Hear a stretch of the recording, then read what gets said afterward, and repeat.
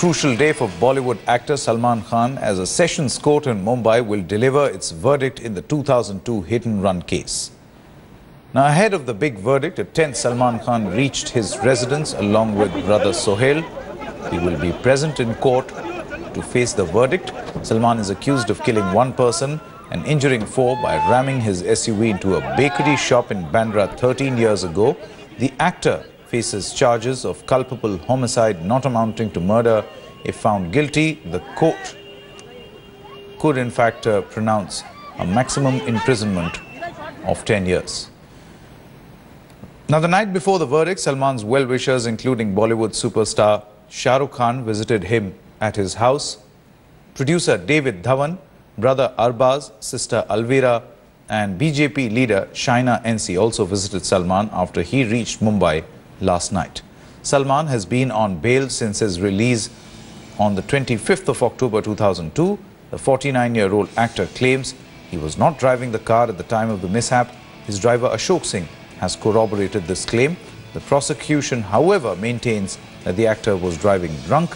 There will be tight security in the court to deter the popular actor's fans from entering the premises. Only lawyers, media and court staff will be allowed to be present.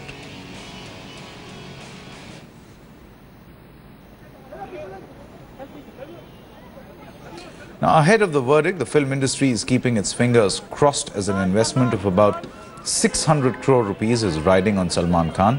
If the verdict goes against Khan, the biggest losers will be the producers of his films Prem Ratan Dhan Payo and Bajrangi Bhaijaan, which are almost complete, as they will have to wait for the release. I think 13 years is a long time for anyone's trial, and I just hope tomorrow truth does prevail, and I am absolutely sure that justice will be given to Salman Khan.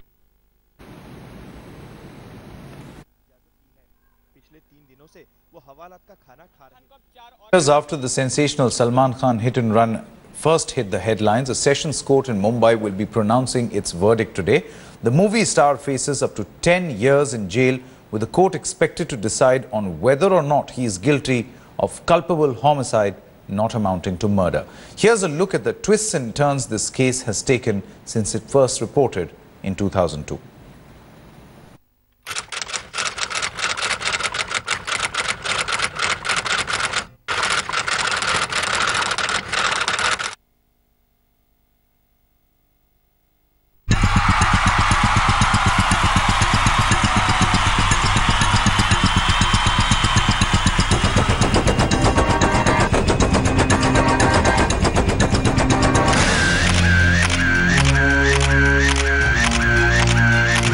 This picture is living testimony to Salman's problems. It's a picture of the ghost that has been haunting Salman for the last 13 years. The picture that has routinely interrupted the superstar's on-screen life with off-screen court appearances. So what exactly happened that night?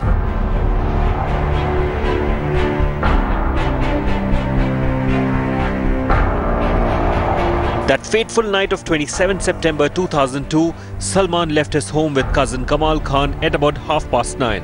Salman's bodyguard and Mumbai police constable Ravindra Patil met them outside the house. The three left for Rain Bar in Juhu, Mumbai. According to Ravindra Patil's testimony later, Salman drove the three of them on his white Toyota Land Cruiser to Rain Bar in Juhu. In his statement to the cops, Rain Bar manager Rizwan Rakhangi confirmed the presence of many celebrities in the bar that night. He claims to have seen Salman drinking some clear liquid. On leaving the Rain Bar, Salman went to Hotel JW Marriott, and after a while, all three left for their home. Salman had left the Rain Bar quite early to go to JW Marriott. Prosecution alleges that he had already consumed liquor by then. However, Salman's lawyer told the court that he had not had a single drop of liquor, and what he had at the Rain Bar was only water. And he even had a driver to take him around the town that night.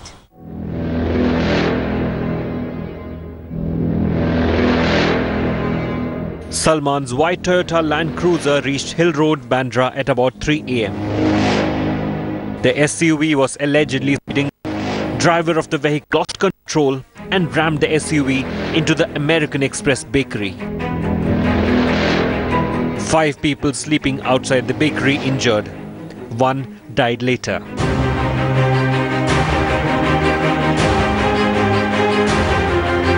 Of the 4 injured, one, Niamat Sheikh, told the cops that he was sleeping when the SUV hit him. He initially deposed that he had seen Salman getting off the right side or the driver's side of the SUV.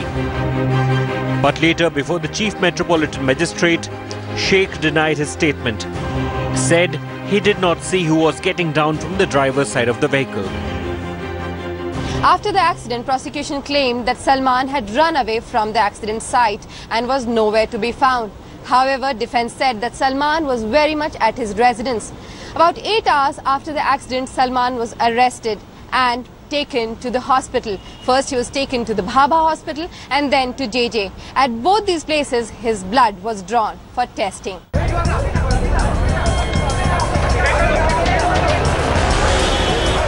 Salman was arrested on charges of rash and negligent driving and later released on bail of only Rs 950.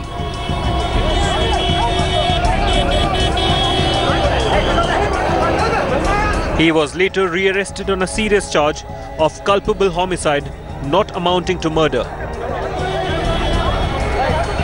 He spent 18 days in jail and again got out on bail. Mumbai police subsequently charge-sheeted Salman Khan under Motor Vehicles Act 1988 and Bombay Prohibition Act 1949. Apart from Section 3042 of the IPC, the 4 big charges made against Salman Khan were: Salman himself was at the driver's seat of the Land Cruiser when the accident happened. Salman was overspeeding at the time of the incident. Salman fled from the scene of crime after the accident, and Salman had consumed alcohol in excess of the prescribed limit that night. A majority of these allegations were based on the testimony of Salman's personal bodyguard Ravindra Patil. In his first statement to the police, Patil had said that Salman was drunk that night and insisted on driving the vehicle.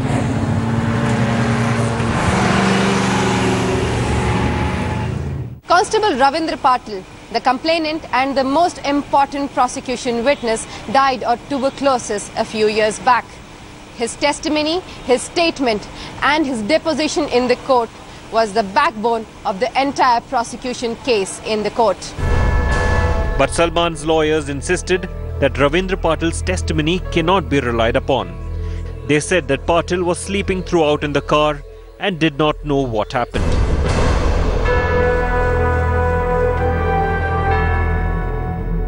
Ashok Singh, Salman Khan's driver, came to the court and claimed that it was he who was driving and not Salman Khan. Salman Khan said that he was not drunk. In his statement, JJ Hospital's Dr. Shashikant Pawar had said that Salman had initially refused to give his blood sample. He added that he could smell alcohol on the star's breath. However, the doctor backtracked in his statement to the magistrate, said it was difficult to determine whether Salman smelled of alcohol.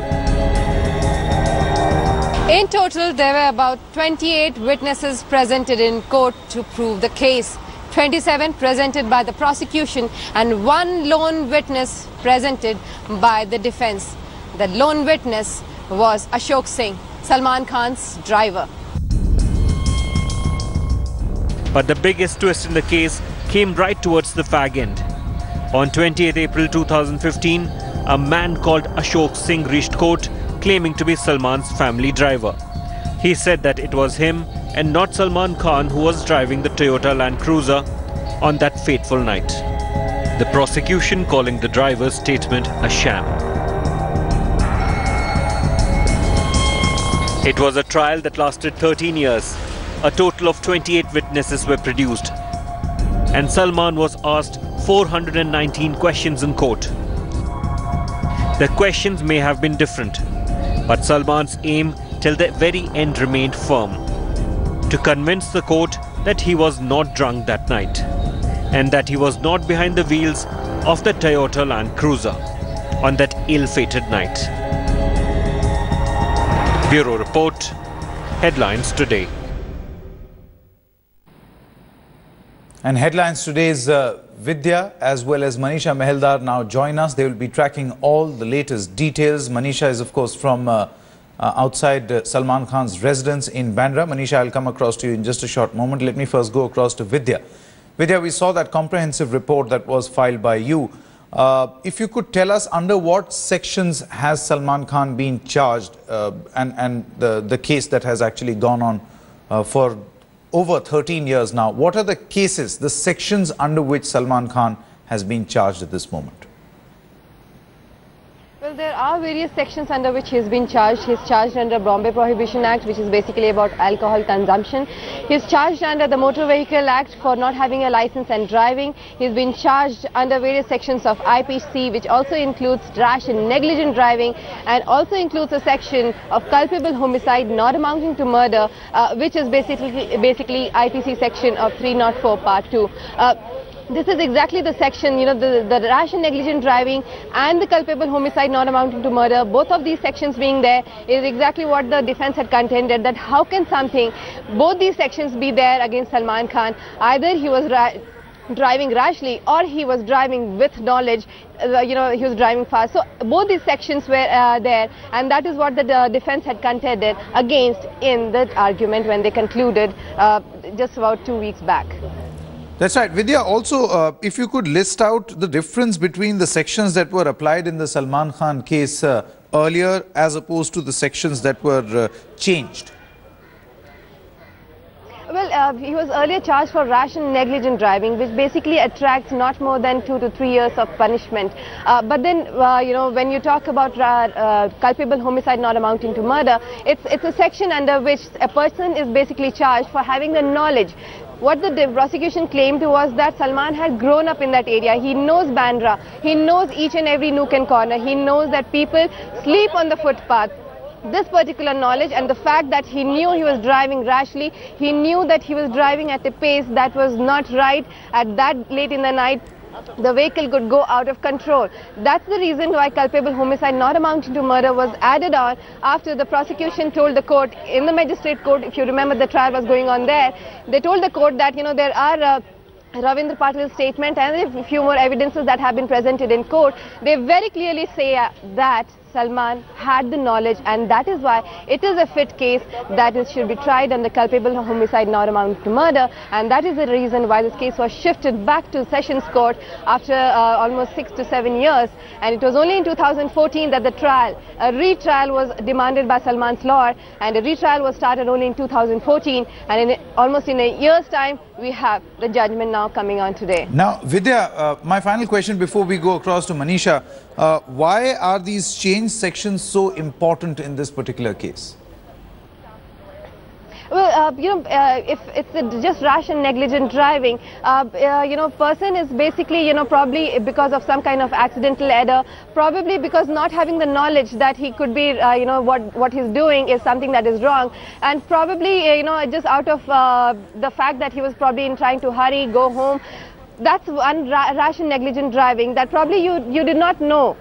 The fact that he knew is something that the prosecution has been harboring that case, their entire case on. They've been saying that Salman knew very clearly that people sleep on the footpath, and the fact that he was drunk and the fact that he did not have a license and he was still driving is the fact that they have been harboring on, and that is why the difference between the fact about knowledge is something that is important, and that is the reason why rash and negligent driving, which is deprived of knowledge, and culpable homicide not amounting to murder, the most important ingredient is knowledge, and that is the difference between both these sections. Okay, Vidya, do stay on with us. In fact, all eyes will be on Salman Khan as he waits for the crucial verdict in the 2002 hit-and-run case. The actor is one of the most bankable stars in Bollywood. Salman की actually 2 फिल्में हैं इस वक्त, बजरंगी भाईजान जो Kabir Khan direct कर रहे हैं और सूरज बड़जात्या की प्रेम रतन धन पायो। फिल्मों के कॉस्ट को अगर हम मिलाएं तो कम से कम 175 से 200 करोड़ इंडस्ट्री के लगे हुए हैं। If Khan is convicted in the 2002 hit-and-run case, then these 2 films might have to be put on the back burner. Close to 200 crores are riding on both these films. Meanwhile, reports suggest that Khan has been roped in for 3 more films, including Karan Johar's Shuddhi, Yash Raj Films' Sultan and Bonnie Kapoor's No Entry May Entry. These films might have to be shelved if the verdict goes against the actor. The approximate investment on these films is close to rupees 25 crores at the pre-production stage. बाकी जो फिल्में हैं, चाहे वो no entry में entry हो या सुल्तान हो, जिन्हें करने के लिए सलमान खान कमिटेड है, उनमें पैसा बहुत नहीं लगा है, वक्त बहुत लग चुका है. All of us are deeply connected to Salman and we stand by him, we support him and we wish him all the best. All our thoughts are always with him. किसी पर साथ से जेल होती है तो यहाँ बहुत दुख होगा. सलमान खान का सबसे मेन चीज़ है जो नेचर और बिहेवियर, वो बहुत अच्छा है. वो मतलब हेल्पिंग पर्सन है. मैं अपने तरफ से और उनके सारे फैन की तरफ से कि ऑल द बेस्ट. उनकी जो भी मुश्किलें हैं, उन मुश्किलों से ऊपर वाला उनको निकाले. All the best Salman Khan for your case. The support from within the film industry and outside is strong, and the hopes of the box office and Salman Khan's fans hinge on the verdict on D-Day, 6th May. With Shilpa Ratnam in Mumbai, in New Delhi, Lasipriya Sundaram for Headlines Today. All right, let's go across now to Manisha Meheldar, who joins us from that Bandra residence. Manisha, I believe it's Galaxy Apartments, isn't it? Can you just show us around, the interest that people are having at 7 a.m. as far as Salman Khan is concerned? Well, yes, Sanjay, it's the day for Salman Khan and considering a long hit-and-run case. I am stationed right outside Salman's Bandra house, which is Galaxy Apartments. As you can see, there is a huge group of youngsters, school-going kids who are gathered, taking interest in what is going to really unfold in a couple of hours, because it is a big day in Salman Khan's life.